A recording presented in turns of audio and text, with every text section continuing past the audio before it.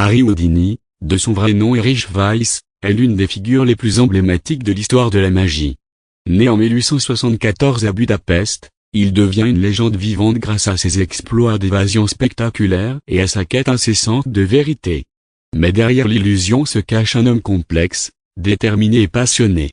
Dans cette vidéo, plongeons dans la vie fascinante de celui qui a défié les lois de la physique et de la mort. Enfance et origine. Erich Weiss naît le 24 mars 1874 à Budapest, en Hongrie. Fils d'un rabbin, il émigre avec sa famille aux États-Unis en 1878, s'installant à Appleton, dans le Wisconsin. La famille connaît des difficultés financières, et Erich, dès son plus jeune âge, doit multiplier les petits boulots pour subvenir aux besoins du foyer. C'est à New York, en 1887, qu'il commence à s'intéresser à la magie et au cirque, notamment au trapèze. Il prend alors le nom de scène Harry Houdini, en hommage au magicien français Jean-Eugène Robert Houdin. Les premiers pas dans la magie à 17 ans, Houdini commence sa carrière de magicien professionnel. Il se produit dans des music-halls, des foires et des parcs d'attractions, souvent enchaîné ou enfermé dans des caisses scellées.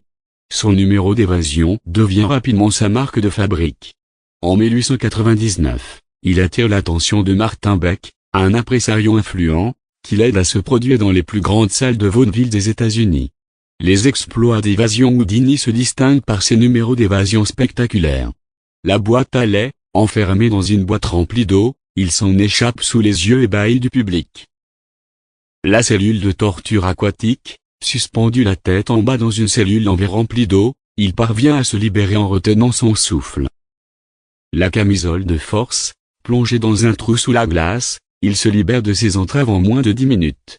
Ses performances, alliant force physique et maîtrise technique, le propulsent au sommet de la gloire. Houdini au cinéma. Outre la scène, Houdini s'illustre au cinéma. En 1901, il réalise son premier film, Les merveilleux exploits du célèbre Houdini à Paris, dans lequel il filme ses propres évasions. Il fonde également sa propre société de production, la Houdini Picture Corporation, et joue dans plusieurs films, dont Le Maître Mystère et L'Île de la Terreur. L'opposant au spiritisme dans les années 1920, Houdini se lance dans une croisade contre le spiritisme. Convaincu que les médiums sont des imposteurs, il les expose lors de conférences publiques. Il écrit plusieurs ouvrages, dont Miracle Monge Enter Method et A Magician Among the Spirits, dans lesquels il dévoile les techniques utilisées par les prétendus communicateurs avec l'au-delà. La mort mystérieuse. Le 31 octobre 1926, Houdini décède à l'âge de 52 ans des suites d'une péritonite causée par une rupture de l'appendice. La veille, un étudiant lui avait infligé plusieurs coups au ventre pour tester sa résistance, ce qui aurait pu provoquer l'infection. Sa mort survenue à Halloween alimente les rumeurs et les théories du complot. Sa femme, Bess, organise des séances chaque année pour tenter de les contacter, mais sans succès. L'héritage de Houdini. Harry Houdini laisse derrière lui un héritage indélébile. Son nom est devenu synonyme d'évasion et de mystère.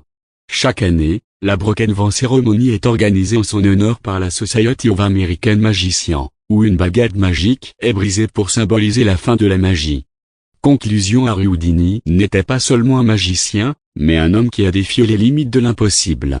Sa vie, marquée par la quête de vérité et l'amour du spectacle, continue d'inspirer des générations d'artistes et de rêveurs. À travers ses exploits, il nous rappelle que l'imagination humaine n'a de frontières que celles que nous lui imposons.